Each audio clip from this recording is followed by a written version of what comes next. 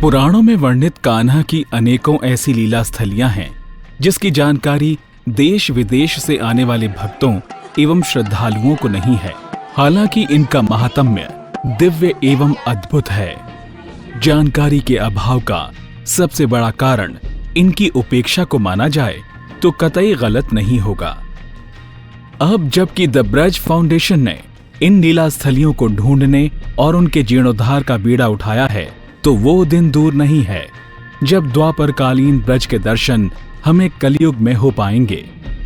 पूर्व की कड़ियों में द ब्रज फाउंडेशन के प्रयासों की बानगी तो आप देख ही चुके हैं और हमारे ये प्रयास किसी भी क्षण रुक नहीं रहे हैं।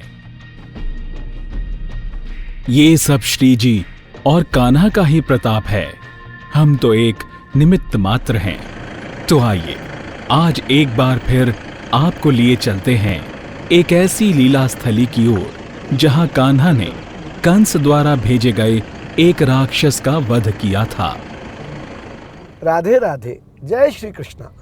इस समय हम लोग आगरा से दिल्ली राष्ट्रीय राजमार्ग पर मथुरा रिफाइनरी के थोड़ा आगे हैं। हम जा रहे हैं बाद गांव। ये एक पौराणिक गांव है जहां भगवान कृष्ण और बलराम की एक बड़ी सुंदर लीला हुई। हम आपको इस लीला के बारे में बताएंगे, लीला स्थली का दर्शन कराएंगे और इसके जीर्णोद्धार के लिए किए जा रहे प्रयासों की भी जानकारी देंगे। तो चलें बाद गांव।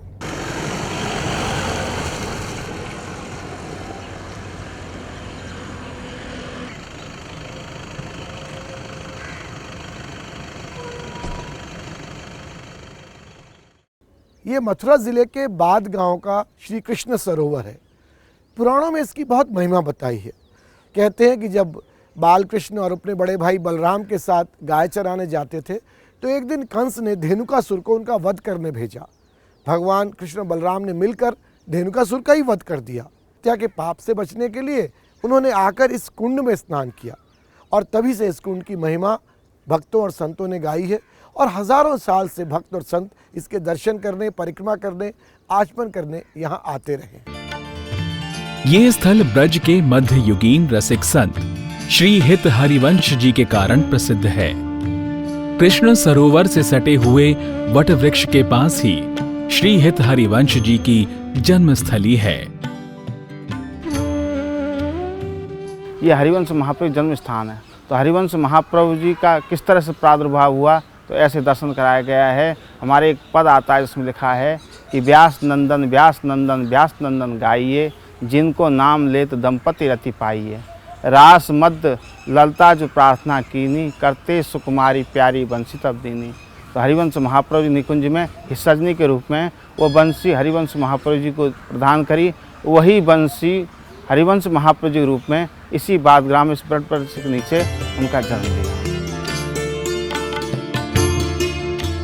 साथ ही कुंड से सटे परिसर में जुगल जोड़ी सरकार व अष्ट सखियों का एक भव्य दिव्य मंदिर हाल ही में मुंबई के भक्त परिवार ने बनवाया है।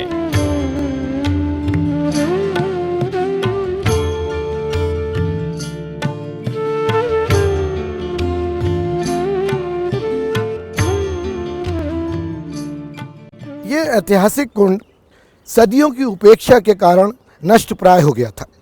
हमने जब अंग्रेजी हुकूमत के रिकॉर्ड्स को खंगाला तो पता चला कि अंग्रेजी शासन के अंत तक इसका आकार लगभग 10.5 एकड़ था। लेकिन जो रेल लाइन पड़ी दिल्ली और आगरा के बीच और जो इधर राष्ट्रीय राजमार्ग बना, दोनों ने इसके क्षेत्र को संकुचित कर दिया। इसका एक और नुकसान हुआ कि इस कुंड का जो स्वाभाविक जल संचय का क्षेत्र था वो भी सिकुड़ गया। जल आने के रास्ते रुक गए, मिट्टी पट गई, इसमें कीकर उगाए, शौच के लिए गांव वाले इसको इस्तेमाल करने लगे। भारी दुर्दशा को प्राप्त था जब इसके जीर्णोद्धार का संकल्प लिया गया। ग्राम बाद के ब्रजवासियों के अनुरोध पर और श्री हित हरिवंश संप्रदाय के संतों की इच्छा पर द ब्रज फाउंडेशन ने कृष्ण सरोवर के जीर्णोद्धार का संकल्प लिया।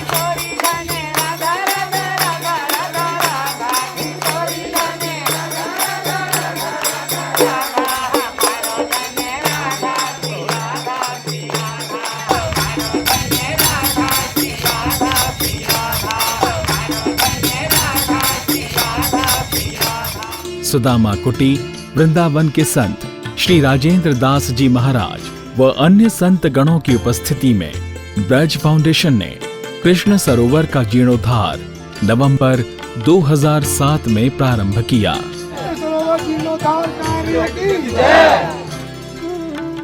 ये निश्चित है इस सरोवर के कार्य में जो किसी भी प्रकार से सहभागी होंगे, यहीं के इस कार्य में नहीं, ब्रज के संपूर्ण ब्रज की सुरक्षा के कार्य में, सेवा के कार्य में जो किसी भी प्रकार से सहभागी होंगे, वे निश्चित ही श्री किशोरी जी की कृपा के भाजन बनेंगे, इसमें कोई संदेह नहीं है। श्री शांडिल्य महर्षि ने ब्रज की महिमा बज्रनाभ जी को बताई। वो कहा ये नित्य लीला विहार स्थल है, क्या करना चाहिए यहाँ, हमको इस रस की कैसे अनुभूति हो। तो शांडिल्य जी ने एक ही बात बताई कि ब्रज के कुंड, सरोवर, अद्रि, ग्राम, इनकी सेवा करो, लता पता की सेवा करो, संसिद्धिस्ते भविष्यति, तुम्हें सिद्धि प्राप्त हो जाएगी, इस ब्रज रस का अनुभव प्राप्त हो जाएगा। सब लोग सहयोग करें, तन से, मन से, धन से, वचन से। श्री ठाकुर जी ने जिसको जैसी योग्यता दी है, अपनी योग्यता का सदुपयोग करें। अब हम कैसे विनीत नारायण जी की प्रशंसा करें, बस श्री जी कृपा करें, ये दीर्घायु हों, स्वस्थ हों। और जितने ब्रज रक्षक फाउंडेशन दल के जितने भी कार्यकर्ता हैं, मैं तो सबके चरणों में सादर दंडवत प्रणाम करता हूँ। ये सब बड़े भाग्यशाली हैं, ब्रजरज की सेवा कर रहे हैं, ब्रज तीर्थ की सेवा कर रहे हैं। इन सबके चरणों में हमारा प्रणाम। इस सरोवर के पवित्र कार्य में सहयोग करने वाले, एक डलिया, एक फावड़ा उठाने वाले जो महानुभाव हैं, उनके चरणों में भी हमारा सादर प्रणाम है। श्री जी सबके ऊपर कृपा करें, अपनी रसरूपा भक्ति देकर सबको कृतार्थ करें। ये परम पावन तीर्थ स्थान था, आज भी है, भूमि वही है, लेकिन काल के प्रभाव से आज नष्ट भ्रष्ट हो गया। बड़े हृदय में टीस थी, समस्त ब्रजवासी भी चाहते थे कि किसी प्रकार का उद्धार हो। बड़े बूढ़ों के मुख से हम सुना करते थे, यहाँ आते कुछ सेवा जो श्री व्यासनंदन ने, हरिवंश जी ने प्राप्त करवाई आपके हिसाब से सन्मुख जो है। अब इसके आगे जो है, इस कुंड के जो मन में भावना जागृत हुई कि इसका भी जीर्णोद्धार हो। ब्रजवासियों से एक दिन मीटिंग हुई, सभा हुई, सबने समर्थन दिया, बोले महाराज आप जैसा कहेंगे हम आपका साथ देंगे।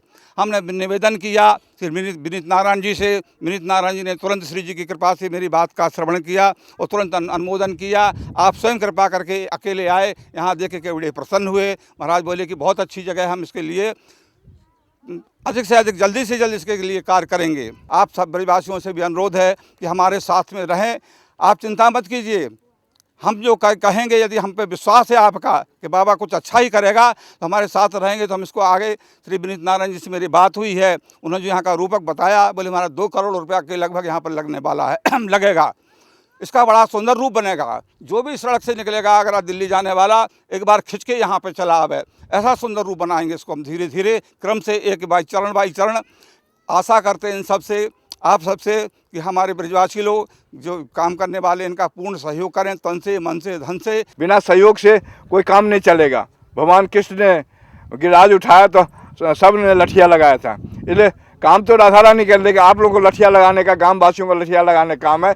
इसलिए अपने तन मन धन से ब्रजवासी जितने यहाँ के, वो तन मन धन सहयोग दे, यही मैं आप लोगों से अपेक्षा और शुभकामना करता हूँ। आशा करता हूँ और श्री जी से प्रार्थना करता हूँ कि शीघ्र अतिशीघ्र यह उस स्वरूप में, जिस स्वरूप की कल्पना हम आज कर रहे हैं, उस स्वरूप में प्रकट होकर के हम सबको इसका आनंद प्राप्त करने के लिए अवसर दें श्री जी माँ, और फिर से हम इस प्रकार का दर्शन करने के लिए आवें।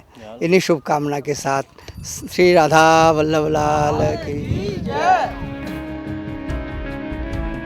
इस तरह कुल 786.68 मीटर हदबंदी करवाई गई। फाउंडेशन की 2 अर्थ मूवर्स मशीनें और दर्जनों ट्रैक्टर ट्रॉली महीनों तक कृष्ण सरोवर की खुदाई करते रहे। इस तरह कृष्ण सरोवर 160.21 मीटर लंबा व 55.22 मीटर चौड़ा तथा 4.86 मीटर गहराई का कुल 42,995.42 क्यूबिक मीटर कुंड खोदा गया। ब्रज फाउंडेशन के प्रयासों से सुखद परिणाम सामने आए और ये दिव्य कुंड प्राकृतिक भूजल से पूरी तरह भर गया।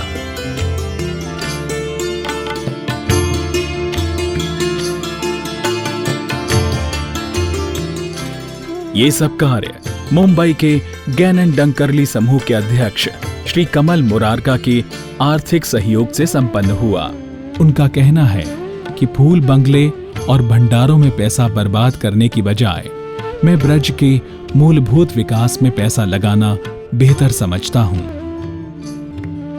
फाउंडेशन ने श्री कृष्ण सरोवर के उचित रखरखाव के लिए स्थानीय ग्रामीणों की एक कुंड संरक्षण समिति का भी गठन किया।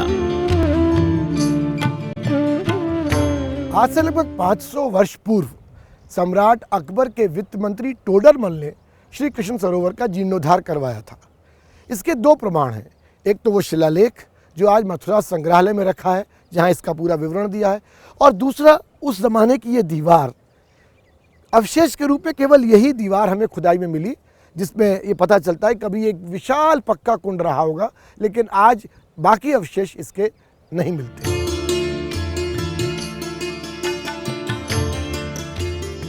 जो भी कुंड हमारे ब्रज में स्थित हैं, वो सब वर्षा के जल संचयन का तो एक बड़ा माध्यम है ही, लेकिन ब्रजवासियों के दैनिक आवश्यकता की भी पूर्ति करते हैं। अब समस्या आती है कि अगर उसी कुंड में मवेशी नहाएंगे और उसी में तीर्थयात्री और संत आएंगे तो एक प्रदूषण की समस्या पैदा होगी।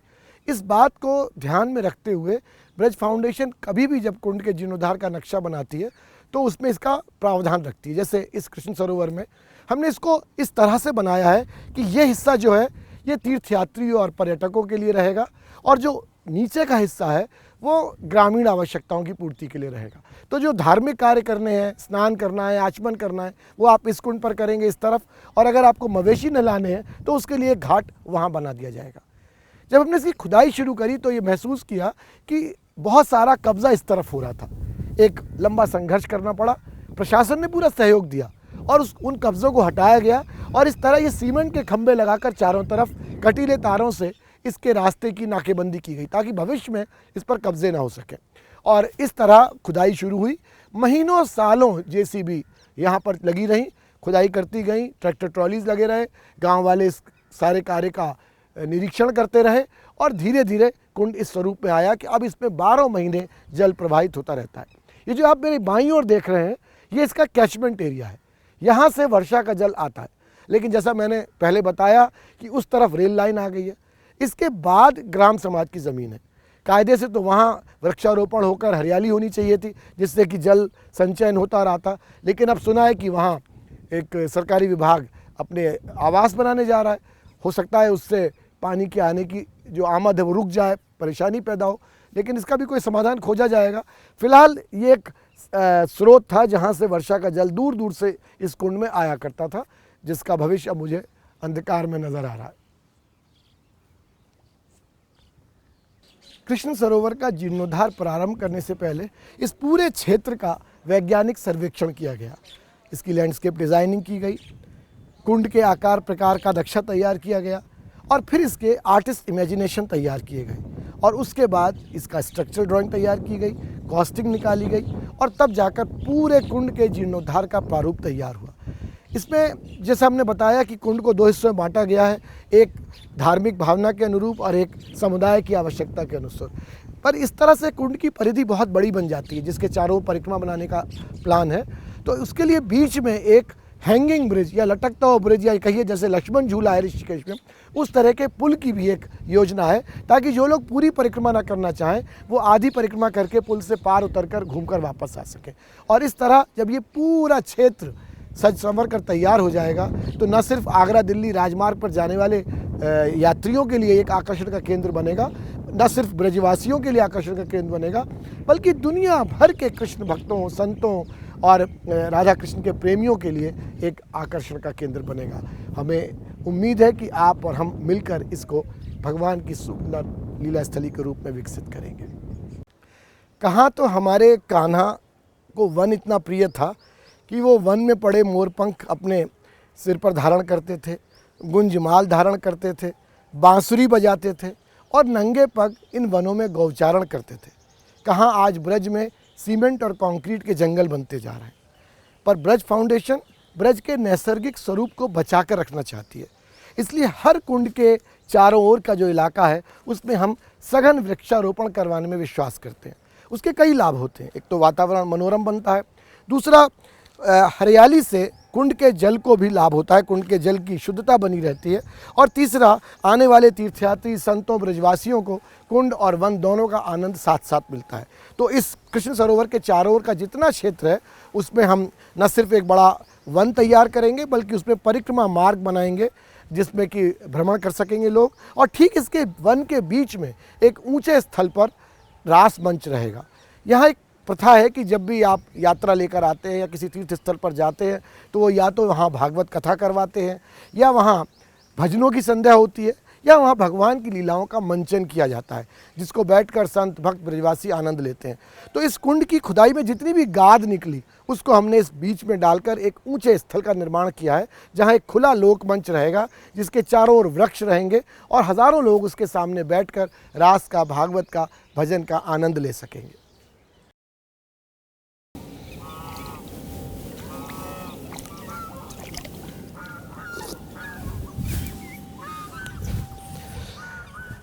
वैसे तो ब्रज में हर लीला स्थली के प्रति ब्रजवासियों की, भक्तों की, संतों की भारी आस्था है, और हो भी क्यों ना, हमारे प्यारे श्याम सुंदर की लीला स्थली जो है।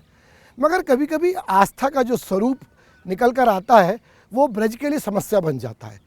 अब भगवान की तो कोई लीला किसी मंदिर में हुई नहीं थी, सब कुंडों में, वनों में, पर्वतों में, यमुना तट पर हुई थी।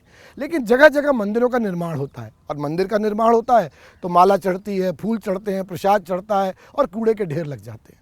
हमने जो लीला स्थलियों के जीर्णोद्धार का तरीका अपनाया है उसमें हम लीला की भावना को दोबारा से याद दिलाना चाहते हैं, और इसलिए जो यहाँ पर कृष्ण सरोवर में घाट का निर्माण हम करने जा रहे हैं, एक पुरुषों का घाट और एक महिलाओं का घाट। पुरुषों के घाट पर 2 बुर्ज होंगे, एक बुर्ज पर युवा कृष्ण और बलराम कुंड में कूदने के लिए तैयार होंगे, ऐसा स्वरूप उनका बनाया जाएगा पत्थर का, और दूसरे बुर्ज पर उनके बाल सखा कूदने को तैयार होंगे। जब दर्शनार्थी यहाँ आएंगे कुंड में आचमन करने, स्नान करने, तो पाएंगे कि कृष्ण, बलराम और ग्वाल बाल इस कुंड में नहाने के लिए तैयारी कर रहे हैं, तो उससे उनको उस लीला का स्मरण हो जाएगा। इस तरह हम उनकी भक्ति भावना को भी पोषित करेंगे और इस कुंड के सौंदर्य को और इसकी सफाई को भी बना रखने में कामयाब रहेंगे। कृष्ण सरोवर के जीर्णोद्धार के लिए जो थोड़ा बहुत प्रयास अब तक ब्रज फाउंडेशन ने किया उससे ब्रजवासियों, बाद ग्राम के निवासियों और हित हरिवंश संप्रदाय के संतों और भक्तों को काफ़ी संतोष और प्रसन्नता है। पर ब्रज फाउंडेशन की टीम को अभी संतोष नहीं है। हमने तो जो भी नक्शे बनाए हैं, जो भी प्रारूप बनाए हैं इसके विकास का, उनको हम धरातल पर उतरते देखना चाहते हैं, और इसके लिए हमारा प्रयास जारी है। जैसे ही साधन जुटेंगे हम इस कार्य को पूरा करेंगे। यदि आपको इस एपिसोड को देखकर ब्रज फाउंडेशन के इन प्रयासों में जुड़ने की इच्छा हो या आप इसके बारे में कुछ और जानकारी चाहें तो आप हमारी वेबसाइट अवश्य देखिएगा। पता है www.brajfoundation.org। और अगर आप हमसे संवाद करना चाहें तो आप हमें ईमेल भी भेज सकते हैं। हमारा पता है info@brajfoundation.org। तो अगले एपिसोड में आपको एक और कृष्ण लीला स्थली के दर्शन कराएंगे। तब तक के लिए राधे राधे। महल राधिका का